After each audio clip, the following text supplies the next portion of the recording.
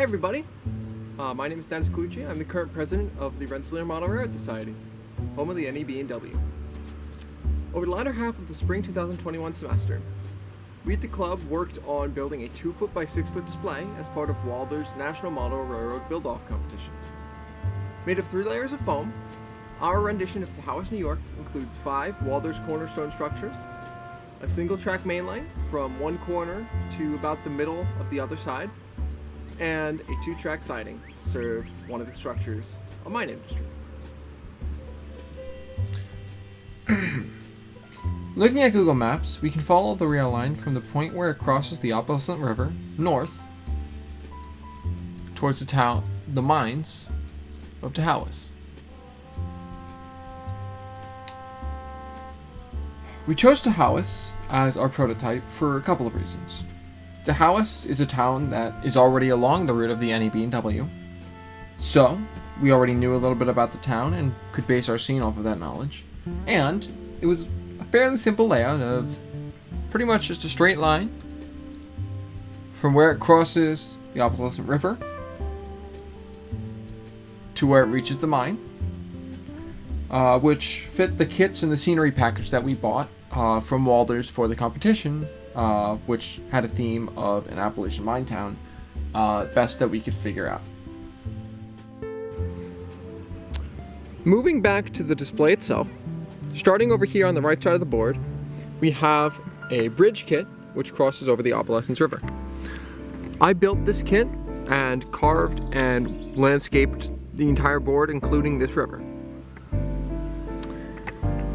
Continuing along the main line, we reach the first switch, which splits the main line off from the main line to the siding serving the mine corporation, which we'll get to in just a minute.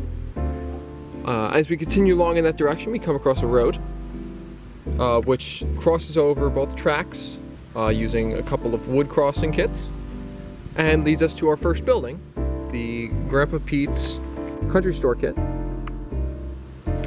This kit was built and weathered by Jerry Huang, and he also donated the car which is out front in the gas pumps.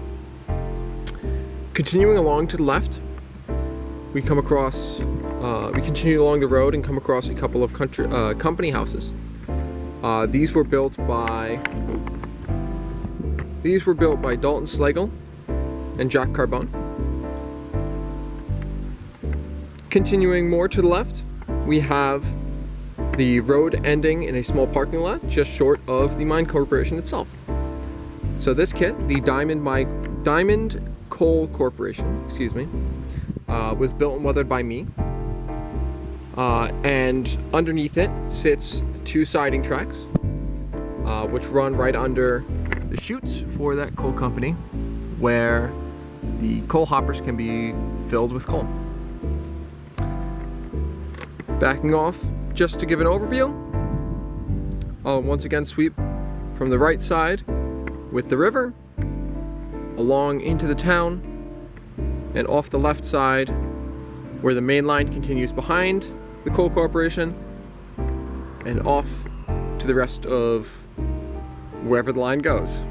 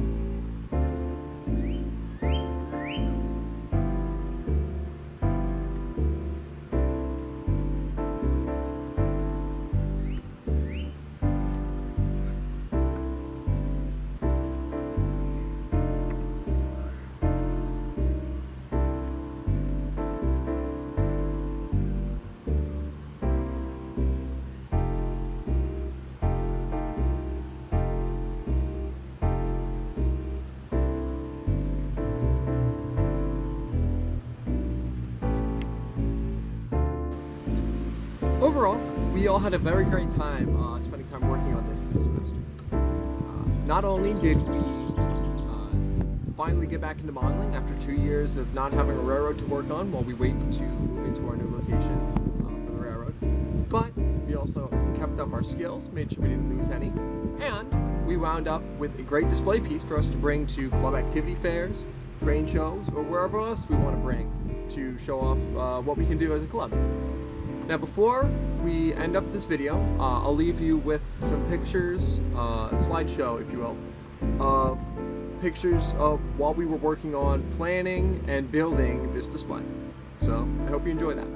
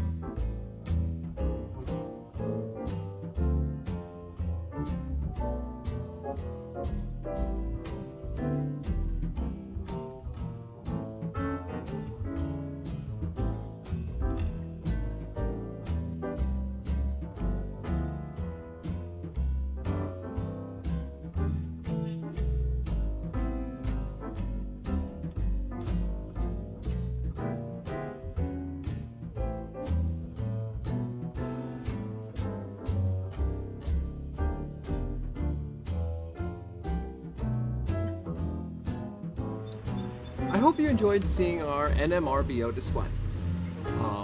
As I said before, we loved building it, and hopefully before too much longer we can start getting back to work on the main railroad in the fall. But with that said and done, thank you for checking out what we've been doing, and hopefully we'll give you some more updates before too long. Have a great day, and thanks for watching.